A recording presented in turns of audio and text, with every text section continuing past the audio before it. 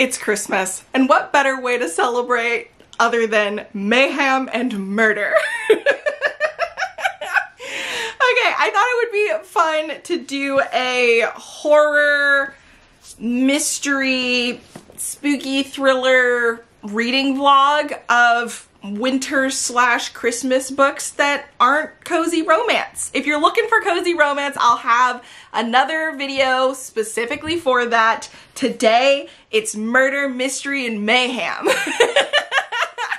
I am really excited about getting into this, and I hope you are too, because I think it's gonna be some fun times. You wanna say hi to the people? Ooh, that tickles. You done saying hi to the people? That was quick. Okay, updates on Christmas and other horrors. I ended up reading the first story before I ended up getting on the flight for Vegas. And it was basically about a tradition in places that I cannot pronounce. It was the importance of a tidy home in Austria. So it says Salzburg, Austria. I don't think it was scary. I did think it was predictable. I did enjoy it though. It was fun. It was fun to hear about said folklore situation. I thought that was cool and the idea was cool. I just wish there was more to it. But yeah, it did what I thought it was gonna do. Gonna try and see if I can read one more story before the holiday dinner. Okay, so I ended up reading 2 more stories, and not a surprise, still nothing that's actually scary, but fun, good times. Really enjoying it, especially the third one. I think the third one is my favorite so far. The second one has given me ideas on how I think I could write it in a way that would be more terrifying. Maybe. That's the thing though about horror, is it's very subjective, and I think it's really hard to write that feeling, right?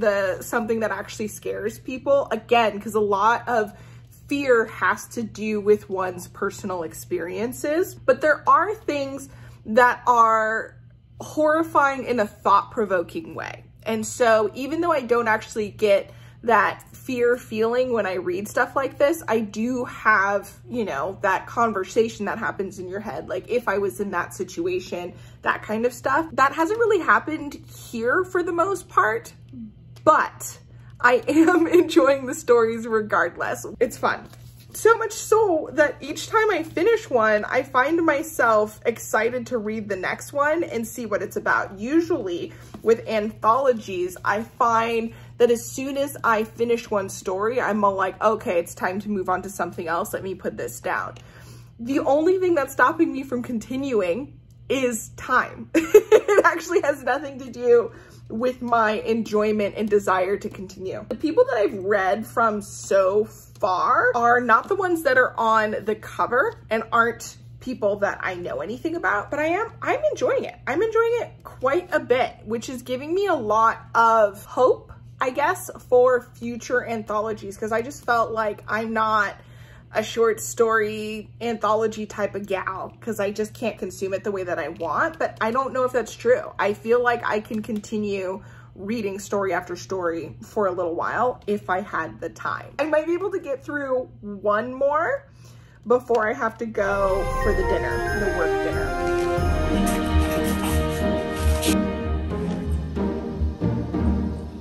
Okay, so last night I finished one more story, The Blessing of the Waters, and it was okay. I will definitely say I was pretty tired while I was reading it, so that didn't help the story at all, because I was just like falling asleep every couple of lines. But yeah, it was okay. I didn't have a problem with it. I am in general enjoying the book and the stories and everything in it. I wouldn't say I'm blown away or amazed by what's in here, but it has been fun reading the different stories and the different takes on different folklore and traditions and stuff like that. That's really fun. But so far, I'm not feeling like I'm gonna get a whole lot of favorites or anything. I had one that I really liked how unsettling and weird it was, but even that one wasn't necessarily a favorite. I don't know if I'm gonna have time to read much of this before I need to go. Okay, so I don't know if I have much additional updates for this Christmas and Other Horrors. I have been enjoying it. I just need the time to sit down to read more of the stories. I did start the next one while I was waiting for my flight, and this is Dry and Ready. And I don't fully remember what it's about, and I also didn't finish it. I was pretty close, but I kind of got tired and ended up switching to video editing instead, and so I might have to reread a couple of pages to refresh my memory and continue that one. But hopefully I can make more progress now that I am home. But I do have a bunch of other stuff that I need to work on, so we'll see how that goes. Okay, updates on Christmas and Other Horrors. So I am like 110 pages into this, and there are like 435 pages. I'm liking the stories that I've read, to the point of me being like, hey, maybe I am an anthologies girly and I can totally do the short stories, like turning over a new leaf. I'm gonna start getting a whole bunch of anthologies and enjoy my time. Well, I've hit the problematic moment. We've come to a snag. Houston, we have a problem. I just picked this up so that I can make some progress on it, and I don't want to. The idea of trying to trudge through a bunch of small short stories right now is just not doing it for me. Like, I want to consume a big long story, and so I don't think we're gonna finish this. I did read 5 of the stories so far and had a good time overall. I wouldn't say any of them are amazing necessarily. None of them has been really scary. There was one that was a little bit more unsettling in a very strange way for me. Like, I don't know why it felt so unsettling. That one, I believe, was The Mockin Field by Terry Dowling. You know, at the end of the day, I was like, oh, yeah, okay. And I really liked The Importance of a Tidy Home. It's been a good time, but I think we're gonna DNF this for the year. I think I'm gonna attempt it again next year and hopefully start it way earlier, because I think one of the reasons I'm also right now like I have no interest in dealing with this is because I don't have a lot of time left before this video is supposed to go live. I'm currently fighting a cold, so I want to do absolutely nothing right now, and I also just want to work on something a little bit longer with a little bit more substance, right? Like, I feel like these are fun, short, easy, quick, but I just am not in the mood for it. And I have to be okay with that, because I had such a good time when I was in the mood for this that I don't want to completely blow off short stories, but I also have to understand that I consume them very different than the rest of the books that I read. Mistletoe and Murder. I have finally started this book. I technically started it last night while I was driving home from the airport, and I don't remember anything that happened in it. So I'm restarting it this morning, and right now, so far, I'm a couple pages into it and it's just set up, right? We had a little bit of a teaser, I guess, to the possible mystery in the prologue, and then we've jumped into our main character and her family situation and all of that. It's supposed to be a cozy mystery as far as I'm aware, and we have our main character who I guess has married a detective or a cop of some sort, and so that's how she's going to get roped into solving mysteries and murders or whatever. Maybe, I don't know, but it really is just the setup. I've heard from you guys that it is super tropey and might be a little bit over the top in that area, but if you go into it with an open mind, it might still be fun. So hopefully I will still enjoy this regardless. Okay, progress update. I'm currently listening to Mistletoe and Murder, the audiobook for this one, while I am working on errands and chores basically. And I will say it's enjoyable. It's a good book to have on in the background. I do feel like the setup part of it took quite some time. We have a possibly English woman in the 20s who is married to a cop, and they're currently on vacation for the holidays when somebody turns up dead. And now they're trying to investigate and figure out who would be responsible. It's a cute, cozy mystery, nothing amazing. I admittedly don't really care about anybody or too much about what's going on, but I'm not against it. Like, it's a good thing to kind of have on in the background. I don't know how I would feel if I was physically reading it, but I feel like I'm halfway, a little bit more than halfway through it at this point, and I'm enjoying myself in the sense that I'm not mad, right? This could be a solid 3-star, maybe higher, maybe lower, depending on how it ends. But yeah, so far it's a general good time, nothing amazing, nothing terrible. Okay, so I have in fact finished Mistletoe and Murder by Carola Dunn, and my thoughts are the same. It was fun. I definitely will say I did have a comment about the handling of evidence, but other than that, it was just a basic cozy mystery, nothing amazing. It was fine. Well, The Stroke of Winter by Wendy Webb. I just started this. I'm enjoying it so much so far. Not a surprise. I am a big fan of her writing and the very simple, gothic, spooky, old haunted house vibe that she tends to have. Nothing too extreme, very mild, and also very Minnesota, which is really fun. So I originally wanted to bring this with me when I went to Vegas so that I can read it while I was on that trip. But I realized since it takes place in Minnesota, I should read it when I'm home in Minnesota. So yeah, I put that on hold and now's the time. I also kind of wish it was snowing because I feel like that would expand this experience even more. But no, Minnesota's being difficult. I am enjoying it. So far we have a woman who has moved into a family home that she grew up in, right? I guess it was her grandparents or another, and she had spent summers or something there, but it had always been like closed off for the winter for some reason, and her whole entire life there was a room that was shut off. And so she has, as an adult, taken over the house. I guess her grandparents passed away, and she's going to turn it into a bed and breakfast because it's a very big house with a lot of history.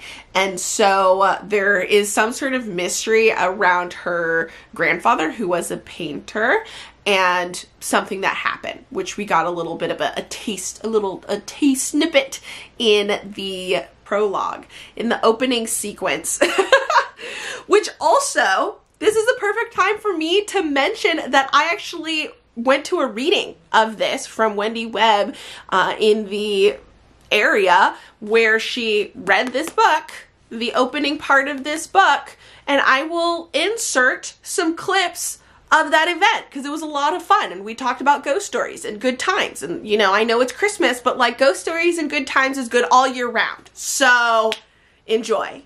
Okay, so I'm going to the Wendy Webb live reading cafe situation thing, which I'm pretty excited about. I have never been to a author meetup thing, and I don't know what to expect. So hopefully it goes well. Fingers crossed. I love me a spooky prologue. I'm always doing that. It not only sets the tone for the book, but kind of sets the mood for me when I'm writing. So I'll read a little bit of that. I'll tell you a little bit about this novel and talk about books in general. I'll open it up to questions, but since it is Halloween, I do have a bunch of really good ghost stories to share. And one in particular that people tend to like. So this is the prologue to The Stroke of Winter. I'll read it, and then I'll tell you a little bit about the book. Hello everyone, thank you all for coming to this event with Wendy Webb today to read from her gothic suspense novels. So without further ado, join me in welcoming Wendy. The painter awakened, his head pounding. He was sprawled out on the floor of his studio, his clothes a damp tangle around him, a paintbrush still clutched in his hand. He pushed himself up into a sitting position and rubbed his bleary eyes, the room coming into focus. A ray of hazy, dusty sunshine streamed in through the window panes. An empty bottle of wine lay on its side, a glass broken into shards next to it. The wooden floor was splotched with paint, the colors blending into a mosaic. Well, if nobody has any more questions, I will wrap this up, but thank you so much for having me. Thank you. Oh, that was so much fun. So she ended up reading a little bit of a passage. It's one of the books that I'm planning on reading for December, but I'm so excited. Also, she was nice enough to sign one of my books, and she shared a bunch of ghost stories, and I actually ended up sharing a ghost story of my own.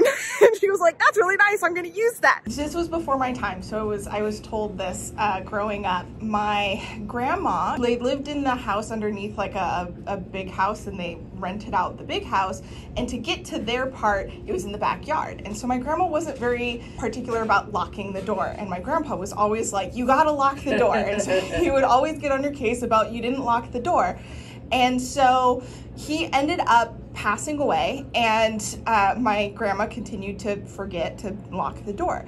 And one day she's doing whatever, and the doorbell starts ringing, and she goes to check the doorbell, and there's nobody there, and she doesn't understand what's going on, but she thinks, okay, the door's unlocked, so she locks the door, she goes back to do her business, and somebody jumps over the fence and is running away. I guess there was a cop chase, and he goes to the door, tries to get in, and then leaves because it was locked.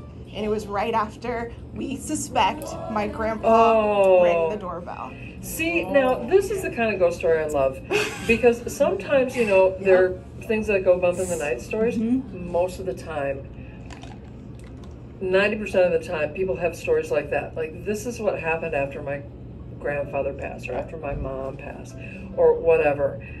Oh, I like that. Yeah. I'm stealing that too. Yeah, totally.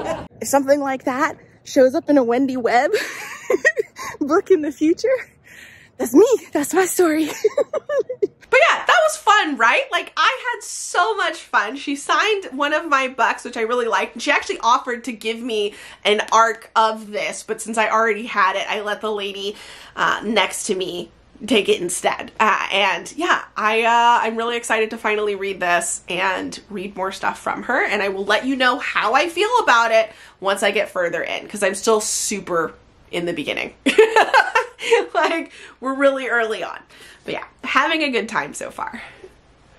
Okay, so I have just finished The Stroke of Winter by Wendy Webb. And I, for the most part, enjoyed it. It was good. I'm not 100% sure how I feel about it, though. I didn't love it. It's not my favorite. It did have some pretty cool moments. I liked the premise. I don't know if I care for exactly how it ended.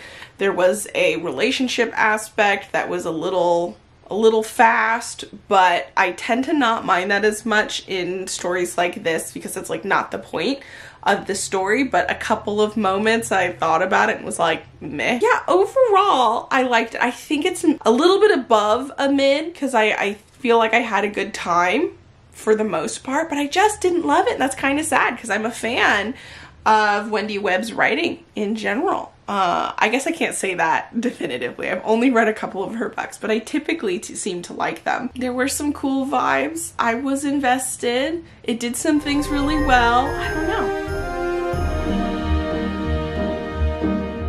Okay, Okay, so I have started Murder at Holly House by Denzel Maverick, and so far I don't really like any of the characters. So far, I'm like 6 chapters in. I don't like any of the characters, and I don't really feel like the mystery has fully been set up yet. So there's a chance that I'll still enjoy it despite the unlikable characters, but it really kind of depends on what is going on and like how things move forward. Yeah, it's funny because some of the things that I like are also the things that I find kind of annoying. Here I am trying to give this update and I've like yawned 50 times. And so I think it's time to call it a night. Okay, hi, hello. So I've made progress on Murder at Holly House and I'm enjoying it a lot more now. I feel like I've gotten used to the main character, and since he's not being introduced, it's all of the annoying quirks aren't present, right? So I can just focus on what's going on. And even though he still is kind of annoying, it's not too bad, right? Like, I can handle it. I'm starting to enjoy it. Oh, I should mention that it's not very Christmassy, even though it does take place around Christmas, because in chapter 23, they actually mention, you know, Christmas being around the corner or something at Christmas. And so, yeah, but it doesn't feel Christmassy at all. Okay, so I have finished Murder at Holly House, and this ended up going in directions I wasn't expecting it to. Took me on a wild ride towards the end. It was a fun time. Not a favorite, but I enjoyed it, right? Like a good way to listen to something while you're doing other things. It was fun. It was fun. I mostly listened to the audiobook, and I do plan on keeping it. It is a solid 3. So, not mad at it. Now, I guess we should end this here. I didn't get to all of the books that I had wanted to for this video, but I think we ended up having a fun time regardless. I didn't find any favorites, but it was a nice way to spend the holiday season. I hope you enjoyed. If you have any suggestions of more horror type Christmassy books, let me know. We'll kind of see next year. I may or may not try doing this again. Thank you so much. I hope you enjoyed. Hope you're having a good holiday season, and I will catch you in the next video. Until then, bye!